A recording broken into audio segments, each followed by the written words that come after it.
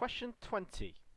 Show that the equation x to the power of 4 minus x squared minus 9 equals 0 has a solution between x equals 1 and x equals 2. So for this one, what I need to just do is substitute x equals 1, substitute x equals 2, and have a look at the values. So when I do 1 to the power of 4 minus 1 squared minus 9, well, that's 1 minus 1 is 0, minus 9 is minus 9. 2 to the power of 4 minus 2 squared minus 9. So let's do that in our calculators. 2 to the power of 4, don't forget to press right, minus 2 squared minus 9. So I will get 3. Now we will notice that there's a change in sign, and that's an indication of the value and a solution between x equals 1 and x equals 2. So you must say something like this. Change of sign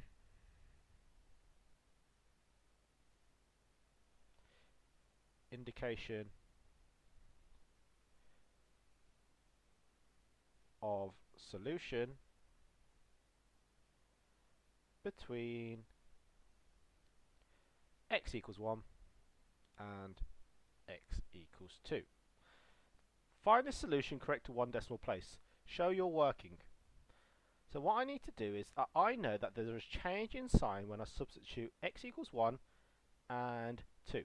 So I know that my value of x to satisfy this equation, making it equal to 0, will be between these two here. So I'm going to try something else and limit my range of x. So I'm going to substitute x equals 1.5 and see what happens. So remember, when I substitute x equals 2, it's a positive value. When I substitute x equals 1, it's negative. When I substitute x equals 1.5, 1.5 to the power of 4 minus 1.5 squared minus 9, I'll get 1.5 to the power of 4 minus 1.5 squared minus 9. Okay, and that gives me a negative number still. So my change of sign will replace that 1.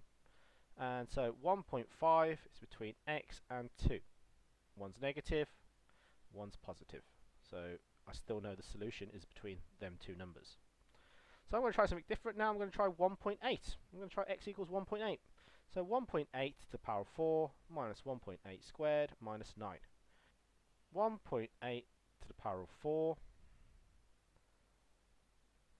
minus 1.8 squared minus 9. And what I get is still a negative number, 1.7424. So I can replace my 1.9. So I can replace my 1.5 with 1.8. So my range is getting smaller. Now I'm going to try x equals 1.9. 1.9 to the power of 4 minus 1.9 squared minus 9. 1.9 to the power of 4 minus 1.9 squared minus 9.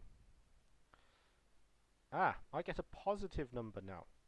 So now I know that the change in sign will be between 1.8 and 1.9. Now I need it between one decimal place, so it's either going to be 1.8 and 1.9. So let's have a look at in between. X equals 1.85. 1.85 to the power of 4 minus 1.85 squared minus 9.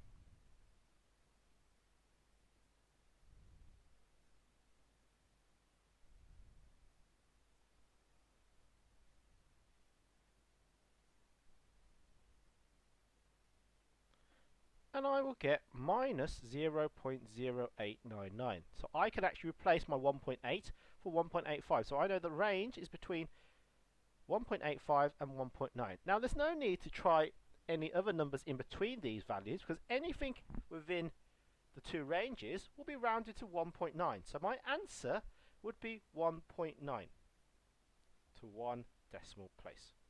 21. Toy building bricks are available in two sizes, small and large. The small and large bricks are mathematically similar.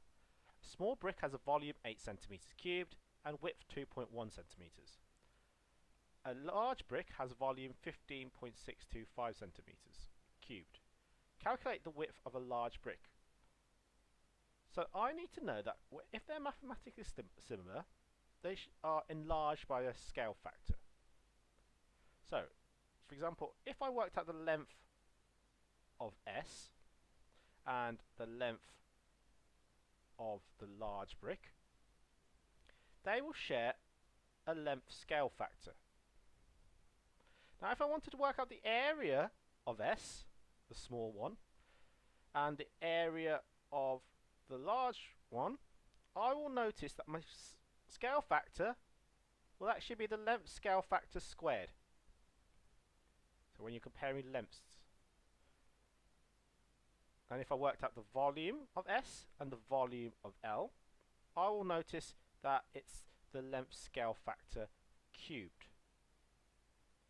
So when I'm doing this question, I need to work out the volume scale factor, and then work out what the length scale factor is from the volume scale factor by cube rooting.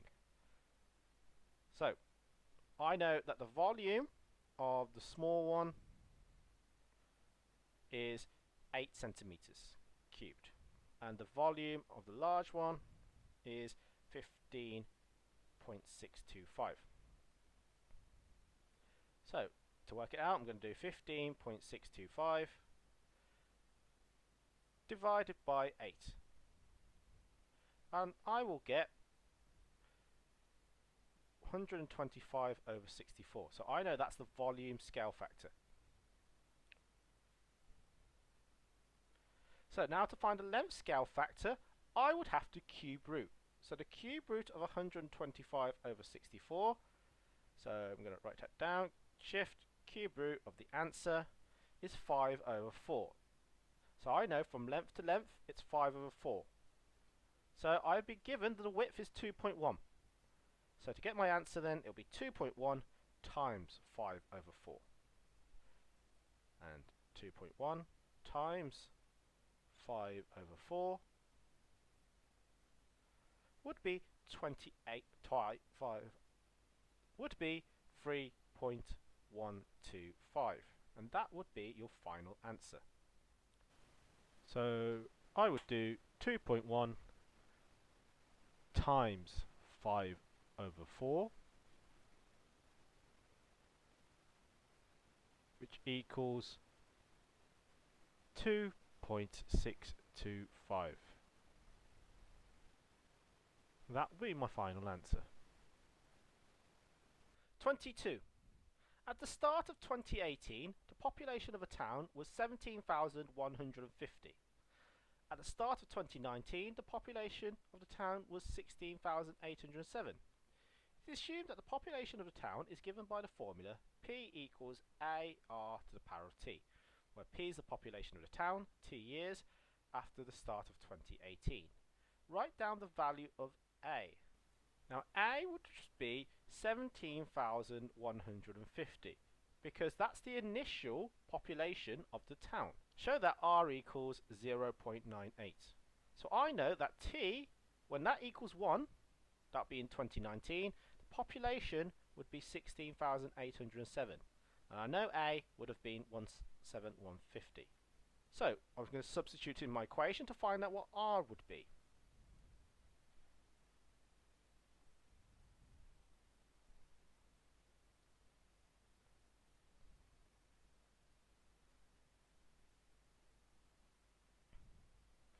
Now to find out R would equal 16,807 divided by 17,150.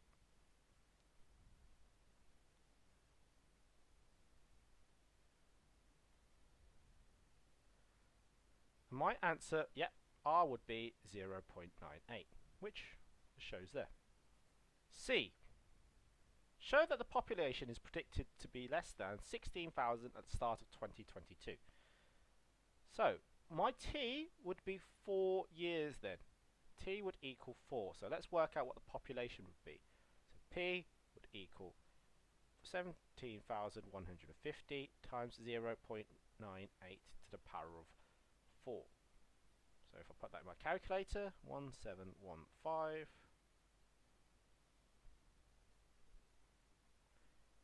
times 0.98 to the power of 4. That would equal 15,808.6, which is less than 16,000. Use the formula to work out what the population might have been at the start of 2017. So, if I look at my formula, after every year, the population gets times by 0.98. So, to work out what the previous year would have been, I would do 17,150 divided by 0.98. And if I want to work that out, I would get